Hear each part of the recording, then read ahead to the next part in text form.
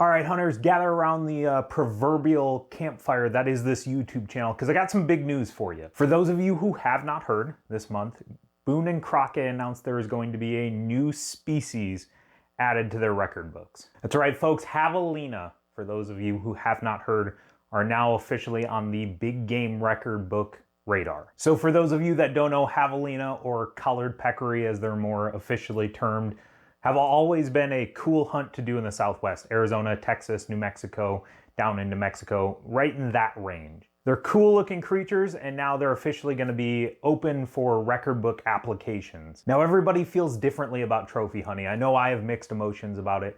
So do me a favor, jump down in the comments, let me know if you think this is going to be a good thing or a bad thing for Javelina hunting. Now this isn't a slam dunk yet. Boone and Crockett is still very much figuring a few things out. Namely is going to be how they measure it, all right? My guess and my gut feeling is it's probably going to be somewhere like bear where it's the skull size. I don't really know how else you would do it. I guess you could mess with tusk length, but I think that gets a little tricky, and there's probably not enough of a difference to really quantify a record versus a non-record Javelina. Another thing they got to figure out is how exactly they're going to manage past trophies taken. Now, obviously, Javelina hunting has been around for a really, really long time. And there's some what are probably going to be absolutely trophy Javelina taken over those years. So they got to figure out how they're going to manage that.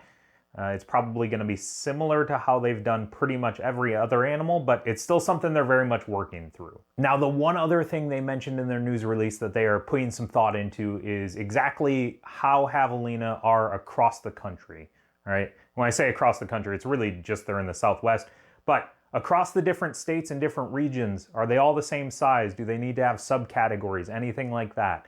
There's still some things up in the air, but this is still really exciting, all right? Javelina are cool creatures. It's a cool hunt. It's a cool just region to go to that a lot of people don't hunt, and it gives hunters kind of another quarry to chase if they're really concerned about record book status, all right? Me, I'm not concerned about record book status, but I'm not gonna lie. If I'm looking at a hillside and I have, for instance, a 270 bull elk and a 350 bull elk, and both of them are offering the exact same shot, I know which one I'm gonna take. It's gonna be the 350 every time. There's a lot of people that are just meat hunters, but we all wanna shoot bigger animals. It's cool, it's what we do it for. Being able to take a mature animal kind of lends some credence to the fact that your skills have improved, and that's really what we're all here for. So like I said, mixed bag of emotions on trophy hunting, but I will tell you, this does two things for us as hunters, all right? One, typically when an animal starts to move into that record book status, all right, you see a little bit more effort into the conservation, okay? So now Javelina probably are going to receive a little bit more attention into their habitat, feeds, stuff like that, making sure that they remain healthy.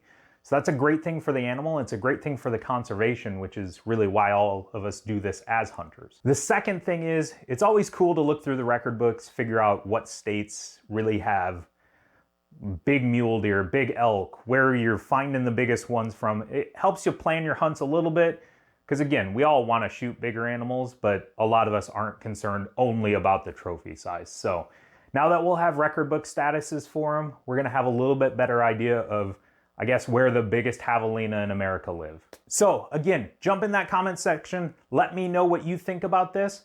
And if you want to stay tuned for other details, it's near and dear to my heart as an Arizona resident. Javelina are a cool thing to hunt. So I'll keep you guys updated. Hit that subscribe button.